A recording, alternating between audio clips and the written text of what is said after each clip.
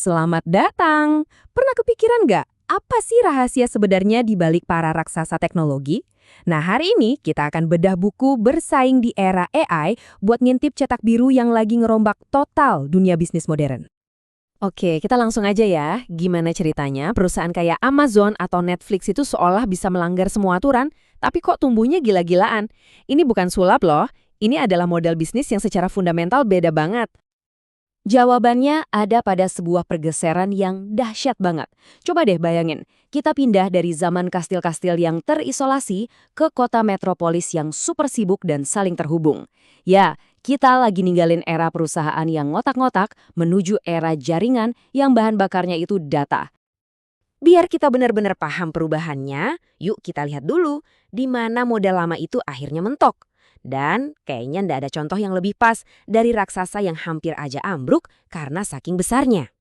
Di tahun 2002, Amazon itu meledak di luar. Tapi di dalamnya, wah, berantakan banget.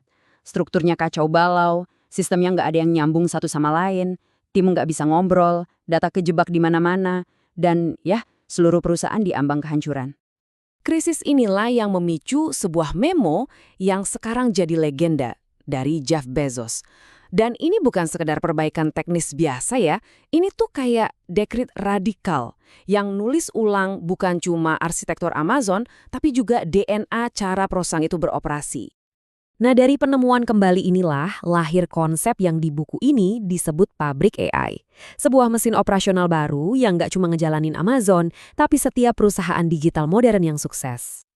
Jadi, pabrik AI itu apaan sih?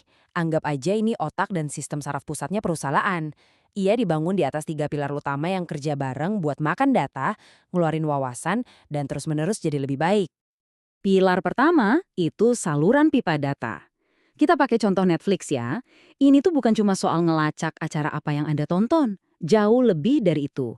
Sistem ini ngumpulin miliaran titik data. Kapan Anda nge-pause, apa yang Anda putar ulang, gambar thumbnail mana yang Anda klik, semuanya. Nah, disinilah kebanyakan perusahaan tradisional itu mentok.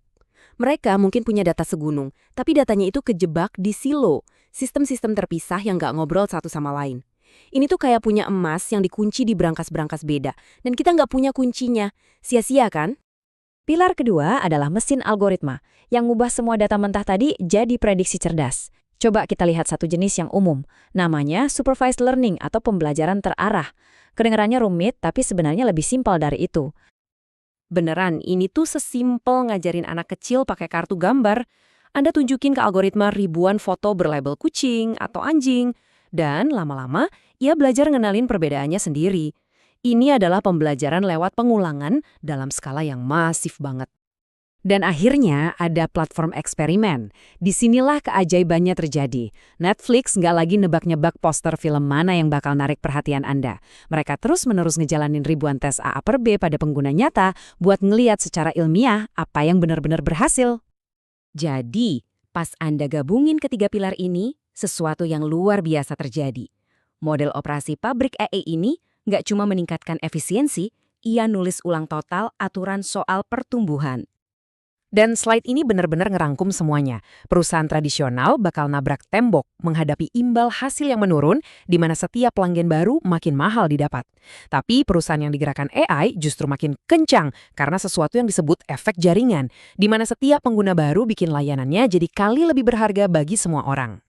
Coba pikirin Uber deh, makin banyak penumpang pakai aplikasi, makin banyak pengemudi yang tertarik. Lebih banyak pengemudi berarti waktu tunggu lebih singkat, yang akhirnya narik lebih banyak penumpang. Ini adalah lingkaran pertumbuhan positif yang saling menguatkan, yang nggak bisa ditandingi perusahaan tradisional. Terus apa yang terjadi kalau salah satu perusahaan AI baru ini masuk ke industri tradisional? Ini bukan lagi kompetisi. Ini adalah apa yang disebut buku ini tabrakan strategis. Benturan langsung antara dua model bisnis yang secara fundamental beda banget. Contoh paling klasiknya adalah Nokia. Mereka itu rajanya ponsel yang nggak terkalahkan, tapi mereka nggak dikalahkan sama ponsel yang lebih baik. Mereka dikalahkan sama model operasional yang lebih baik. Apple dan Google nggak cuma jualan produk, mereka bangun ekosistem. Dengan ngebuka platform mereka buat jutaan developer aplikasi, mereka manfaatin efek jaringan buat bikin ponsel mereka jadi barang wajib punya, ninggalin model Nokia yang fokus ke hardware jauh di belakang. Tapi, kekuatan yang luar biasa ini juga datang dengan tanggung jawab yang sama besarnya. Ini ngebawa kita ke beberapa tantangan paling mendesak di era AI, terutama soal keadilan dan bias. Gini masalahnya, sistem AI itu belajar dari data dunia nyata. Dan dunia kita, ya sayangnya, penuh dengan bias historis. Tanpa pengawasan yang cermat, AI nggak cuma bakal belajar bias-bias ini, tapi juga bahkan memperkuatnya dalam skala yang masif. Dan ini bukan cuma teori. Amazon terpaksa harus membatalkan alat rekrutmen AI mereka pas ketahuan alat itu mendiskriminasi kandidat perempuan. Kenapa?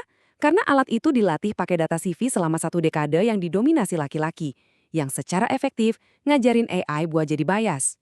Para penulisnya berpendapat, meskipun mustahil buat ngilangin semua bias, tantangan krusial buat para pemimpin sekarang adalah paham dari mana asalnya dan bekerja aktif buat ngurangin dampaknya.